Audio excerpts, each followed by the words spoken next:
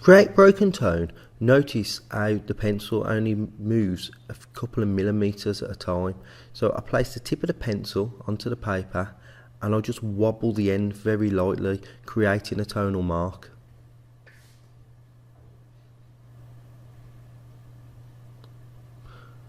Whenever you do a drawing, don't stay in one place too long.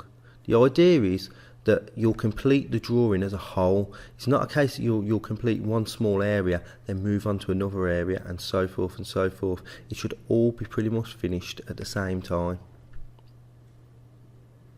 So at the moment, I'm doing all the lightest tones. So there's probably about 3 tones on there, but they're at the lightest end of the tonal chart. Now what I do is, I pretty much cover everywhere with the lightest tone, and then when I go to the next one and the next one, I layer more lead, more marks on top of the other.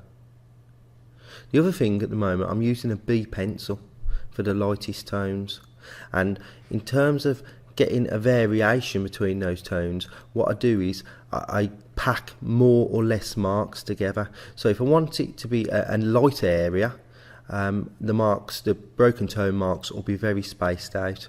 As they get darker, those marks will get more and more densely packed together.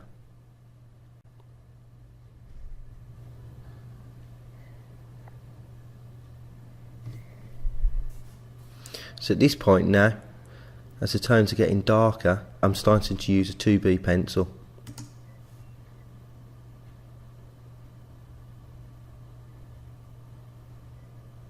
And that'll allow me to get those darker tones without pushing down any harder.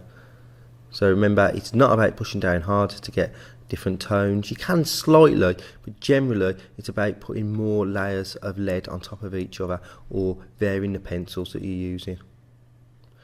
I've now moved into a 4B pencil to try and get those very darkest tones. Again, look at the length of my marks. I'm only slightly wobbling the tip of the pencil.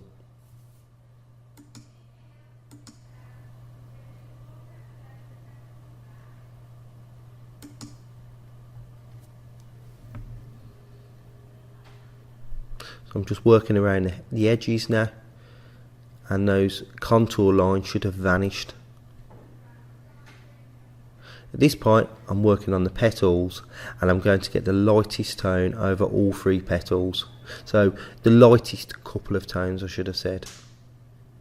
There you go. Each petal has about 3, maybe 4 very light tones. And again, like before, I'm only using a B pencil.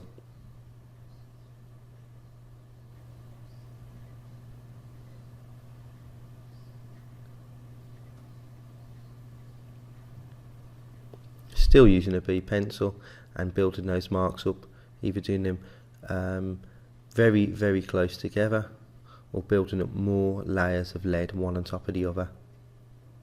So the main thing I'm going to keep repeating this is, look at the tip of my pencil. It's only wobbling a very small distance. Again, we're talking millimeters. Once you start going anything over about 5 mil, well, I think at 5 mil they're probably too large, but your work's going to get very stripy.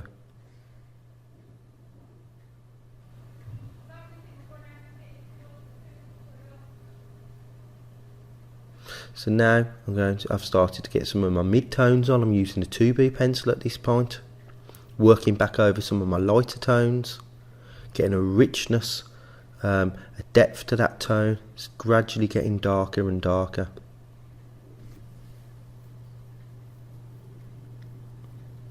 Remember, when building up tone, it really is an exercise of patience. You can't rush this.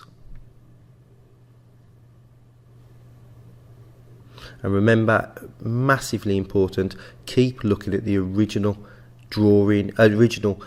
photograph or object that you're trying to record. You should be investigating, analysing, making intelligent decisions. If you stop looking at the actual object that you're trying to record, it turns into a memory exercise, whereas this is an investigation and an observation exercise. So I'm just darkening up those edges, but notice there are no heavy lines, and if the lines are dark, then I add tone just behind them so they blend into the petal.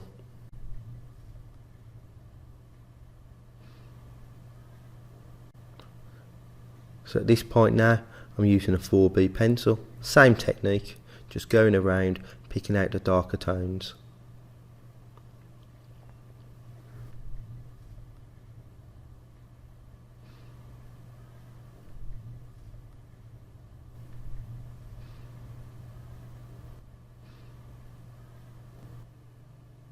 Now at this point I've put my picture upside down just to give me easier access to the parts without putting the palm of my hand on top of my drawing and smudging it. If you turn your drawing upside down, then you need to turn the original image upside down as well. Otherwise it's very difficult to twist it in your mind, to look at something, rotate it in your mind and then try to record it accurately on the paper. And now I'm just adding the very last couple of tones. And there you go, broken tone.